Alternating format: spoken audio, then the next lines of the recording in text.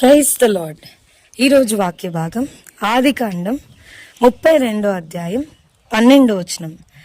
నేను నీకు తోడై నిశ్చయముగా మేలు చేయుచు విస్తారమగుట వలన లెక్కింపలేని సముద్రపు ఇసుక వలె నీ సంతానము విస్తరింపచేదునని సెలవిచ్చితివే అనెను.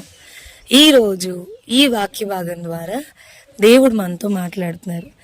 ఈ ఆదికాండం 32వ అధ్యాయం మనం చూస్తే గనుక బెస్ట్ ఆన్సర్డ్ ప్రేయర్స్ అని చెప్పుకోవచ్చు. యాకోబు గారు దేవునితో ప్రార్థన చేస్తూ ఉన్నారు కదా, అయ్యా నువ్వు నన్ను ఆశీర్వదించితేనే కానీ దేవుని నుంచి చాలా గొప్ప జవాబును పొందుకున్న ప్రార్థన ఇది. తన జీవితంలో ఒక టర్న్అవుట్ ప్రేయర్, మొత్తం ఒక మలుపును తిప్పిన ప్రార్థన యాకోబు గారు చేస్తూ ఉన్నారు. యాకోబు గారు లాబాన్ దగ్గర నుంచి ఏసావు దగ్గరికి వెళ్ళకముందు, అయ్యా నువ్వు నన్ను ఆశీర్వదించితేనే కానీ నేను నిన్ను పోనీయనని దేవుని నుంచి చాలా గొప్ప జవాబును పొందుకున్న ప్రార్థన ఇది. అసలు తన ప్రార్థనలో ఏమని చేశారు, ఏమని ఎత్తుపట్టి చేశారు అని మనం చూస్తే గనక ఆదికాండం 32వ అధ్యాయంలో చెప్తూ ఉన్నారు, నేను నీకు తోడే నిశ్చయంగా మేలు చేయొచ్చు విస్తారమగుట వలన లెక్కింపలేని సముద్రపు ఇసుక వలె నీ సంతానం విస్తరింపచేదునని సెలవిచ్చావు కదా, నువ్వు వాగ్దానం చేస్తావు కదయ్యా, నాకు నా సంతానాన్ని సముద్రపు ఇసుక రేణు వలె చేస్తానన్నావు. ఇప్పుడు నా లైఫే థ్రెట్లో ఉంది, నా ప్రాణ భయంతో చేస్తున్న ప్రార్థన ఇది.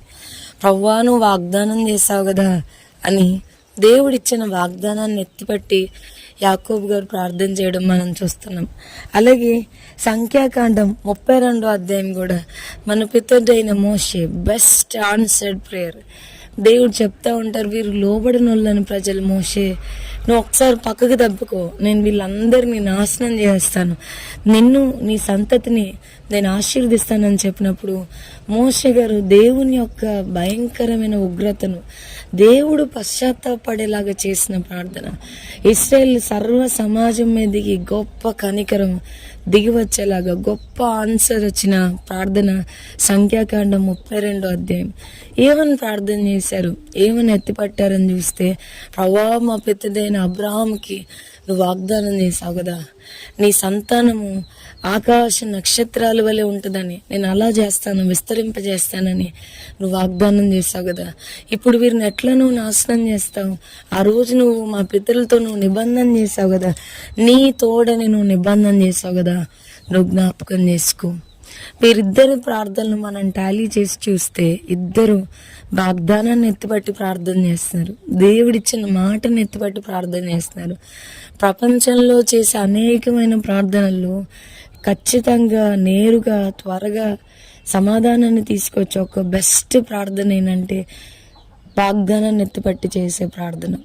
ఉపవాస ప్రార్థన, కన్నీటి ప్రార్థన, మోకాల ప్రార్థన, చాలా ప్రార్థనలు ఉన్నాయి. కానీ వాగ్దానాన్ని ఎత్తిపడితే ఒక హక్కు, నువ్వు ఇచ్చావు కదయ్యా, నువ్వు చెప్పావు కదయ్యా, నువ్వు చేస్తానన్నావు కదయ్యా అన్నప్పుడు ఆయన ఖచ్చితంగా మనం వాగ్దానాన్ని ఎత్తిపట్టి చేసినప్పుడు త్వరగా జవాబు వస్తుంది. మన పితరుల ప్రార్థనలే దీనికి మాదిరి.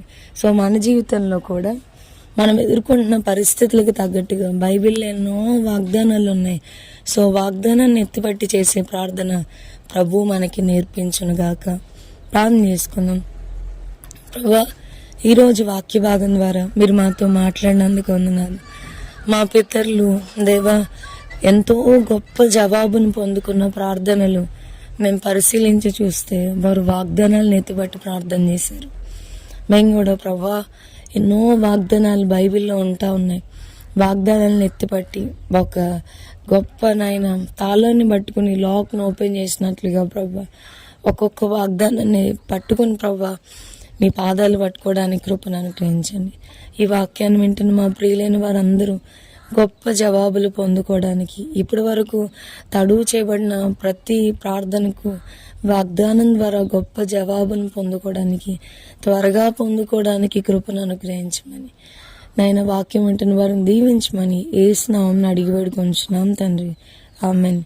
God bless you and have a blessed day.